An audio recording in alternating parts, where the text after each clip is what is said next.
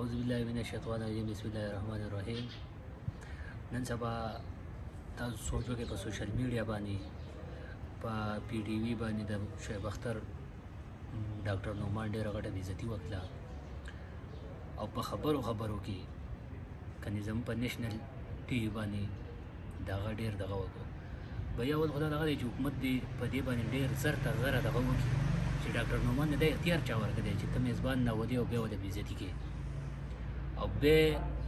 زه خو دا دغه کوم چې شعیب اختر له خو دا پکار چې ورپاسېدلی پسې په دې غیر ملکي کلاړیو نه مخکې یو څو څپېړې والې وه چې ته ته پته هم لګېدلی وي. شعیب اختر خو دغه یو څو کلاړیان مخکې هم ښه درزولي وو ځکه چې دا زمونږ نیشنل هیرو دی او کرکټر پاتې شوی د ملک لپاره دغه یې کړي دي لوبې یې کړي ځان لپاره یې نه دي کړي د ملک لپاره یې کړي. دغه شان ده زمونږ نیشنل چینل دی پی ټي وي. ډاکټر نعمان د پلار خو نه دی او نه ډاکټر نعمان دی دا. نو زمونږ د وزیر اطلاعات چې کوم دغه دی میډیا چې کوم دغه دی په په ډاکټر نعمان دی ډېر زر تر زره ایکشن والې کړي او دا دې لرې کړي. یو خو د هغه سره پنځه شپږ عهدې ورسوي په دې ملک کې عهدې نور څوک نشته د عهدې نشي سمبالولی چې یوازې بس د ده سره به ورسوي د عهدې او دا دی شی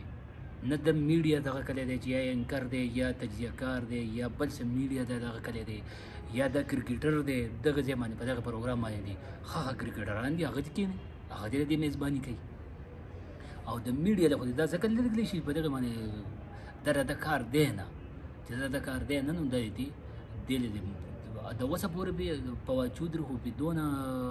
کنده خبره دونه دغه نه لي نو پکار دی چې فواد چودري په دې باندې ډېر غټ دغه ولې ایکشن باندې سبا به راځي دا به نور پلیاړیان بېعزته کوي او د پته نه لګي چې د ده مطلب څه دی چې د ده مطلب واوسه چې په دې باندې ته د شعیب اختر دې مطلب خو دا و چې یاره ده ورته د مخکې د پاړه کې څه و د په چینل باندې دا بېعزته کوو. نو زمونږ حکومت ته دا دغه دی چې ډاکټر نعمان د پی ټي وي د زر تر زره لرې کړی شي. یوه وده ورکړه خیر دی زه خو پنځه شپږ ودې په یو تن باندې منه ځان به د شهباز شریف مه جوړوئ چې بس ته راځي او ټولې ودې د ځان سره دي. په دې ملک کې نور خلک هم تکړه شته او هغو ته دي دا ودې ورکړی شي. والسلام.